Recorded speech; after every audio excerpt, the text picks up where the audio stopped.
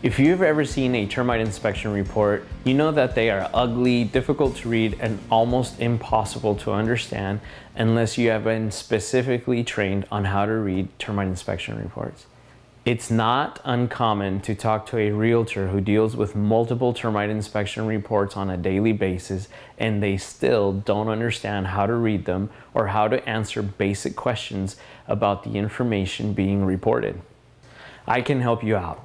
First, it should be noted that most termite control companies will follow basically the same format and template for their termite inspection reports.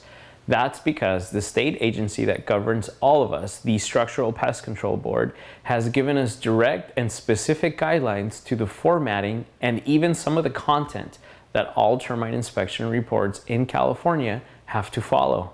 So don't blame the termite control company for how difficult it is to navigate through one of these reports.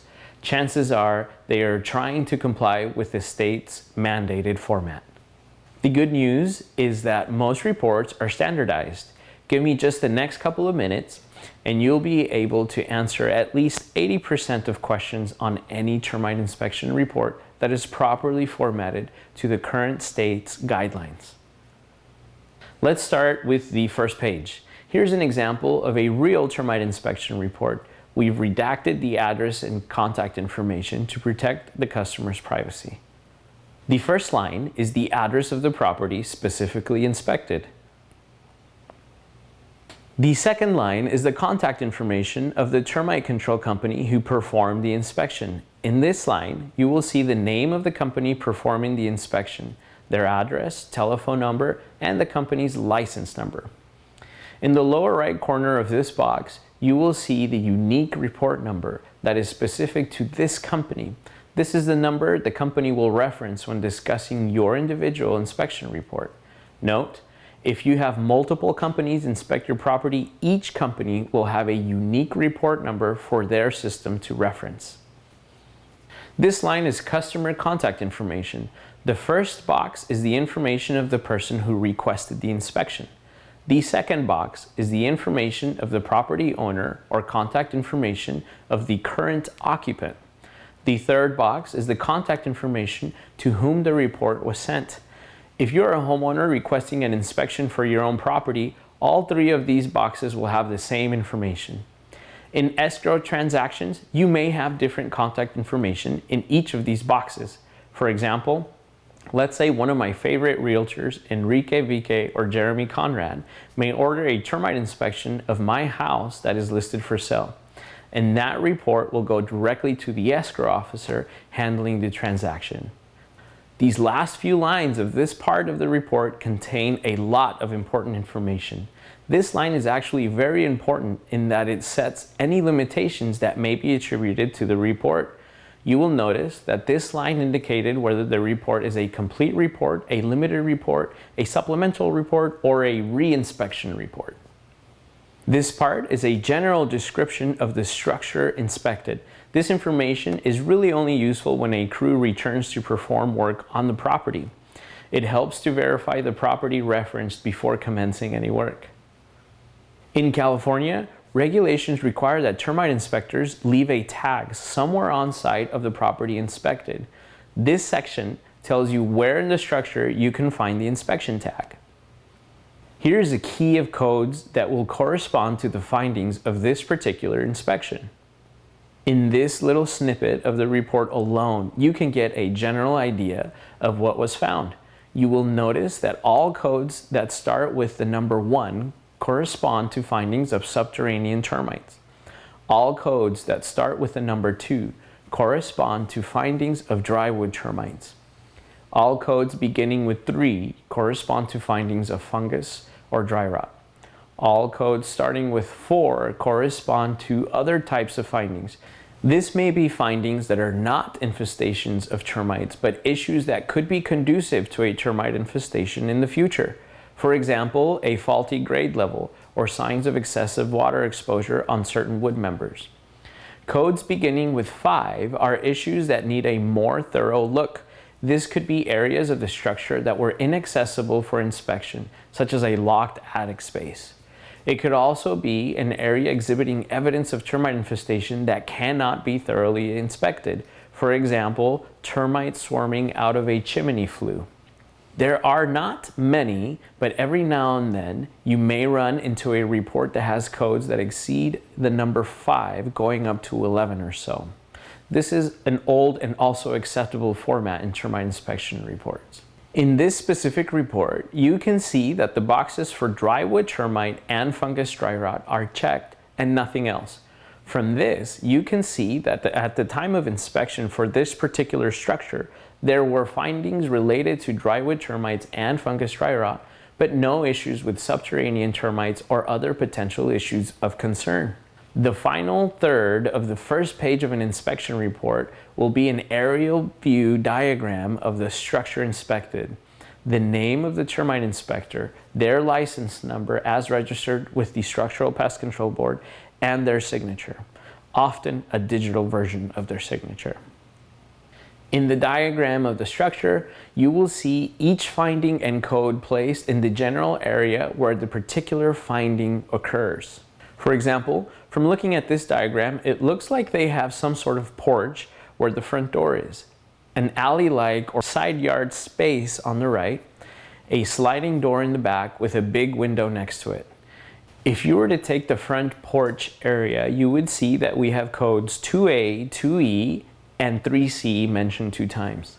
Based on what you know of the code key, you know that findings 2A and 2E correspond to drywood termites, and finding 3C corresponds to fungus or dry rot. To get details on what each code means for your specific termite inspection report, you will have to delve into the description of findings that we will discuss shortly. Keep in mind, diagrams are not standard. Most of the time, they only make sense when you are familiar with the layout and the footprint of the property being inspected.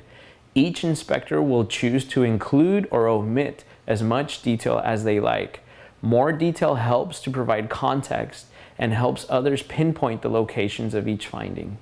So far, you can see whether the inspection report you're looking at is based on a complete or limited inspection of the property, just looking at the first page. You can also immediately tell whether or not the structure has drywood termites, subterranean termites, or fungus dry rot issues anywhere in the property. Also, using the diagram, you can tell what findings correspond to what areas of the structure that you're looking at. And this is all just from the first page of the termite inspection report. You're now ready to get into the nitty-gritty. Pages 2 and 3 of termite inspection reports tend to be legalese and disclaimers, such as, "We did not move furniture at the time of inspection," or "Mold is not a wood-destroying organism, therefore this inspection did not include looking for and noting mold," or "You have the right to a second opinion," and on and on and on. Usually around page 4 of a termite inspection report, you will get to what is known as the description of findings. In this section, you will find the details corresponding to each finding that will include the type of finding, the extent of the issue, and details regarding the location of the finding, the affected wood member type, and the recommended course of action. Let's take findings 2A and 2B, for example. By now, you know that both these findings correspond to an occurrence of drywood termites because the code starts with the number 2. Each letter refers to an occurrence type of finding and is unique to each report. A type of finding of drywood termites can basically fall into 2 categories. It is either 1, a finding of drywood termite infestation, or 2, finding of damage caused by a termite infestation. In this case, you will note that 2A refers to the finding of evidence of drywood termites in several areas, including the attic, windows, fascia, moldings, and trims and jambs. In this particular case, the recommended treatment is to seal and fumigate the structure for drywood termite eradication. For this report, code 2B refers to damage to second-story fascia boards caused by drywood termites. The recommended course of action for this particular finding is to remove and replace the affected wood member. and then prime and paint the new wood member to match the surrounding areas. You will note that the code includes specifications of the lumber type, fascia, the location, second story, and the dimensions, including the linear feet of affected lumber, 2 by 12 by 10. This level of detail is essential to ensuring the greatest value in ROI when taking on the task of performing the necessary repairs. Compare that to inspectors who do not provide the same level of detail. For the sake of an example, let's pretend that you got 2 reports from 2 companies, and one of the report's descriptions of the findings simply said fascia. And let's say the recommended course of action said something like repair or remove and replace affected wood member as necessary. If you were to accept the scope of the proposed repairs in our report, you would know exactly what you are getting. You're getting removal of 10 feet of 2 by 12 second story fascia, a full replacement with new lumber, and priming and painting to match. In the second hypothetical report, it is unclear how much wood is being addressed since no dimensions are given. Are they talking about 1 foot of fascia, 10 feet of fascia, 100 feet of fascia? It is unclear if the scope calls for removing and replacing new wood, or if they intend to repair the damaged wood by filling it with Bondo or another filler putty. It's important to note that any code beginning with 2 is related to drywood termites, but 2A does not always mean finding of drywood termite infestation. The inspector could have noted damage caused by termites first, calling the termite damage 2A and the infestation 2B.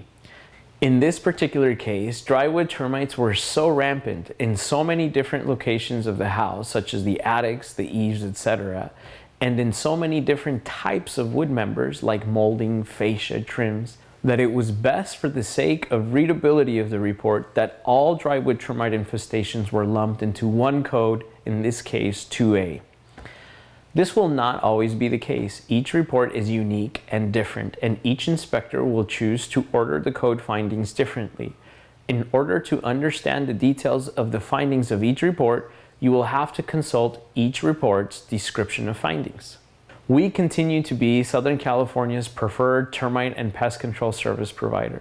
We pride ourselves in being the #1 provider of dependable and convenient pest control services so you can enjoy home. Schedule a termite inspection with one of our local termite inspectors at www.termitepro.us or contact us at 1-844-GOT-ANTS. For more educational videos regarding responsible pest control for your home, subscribe to our YouTube channel.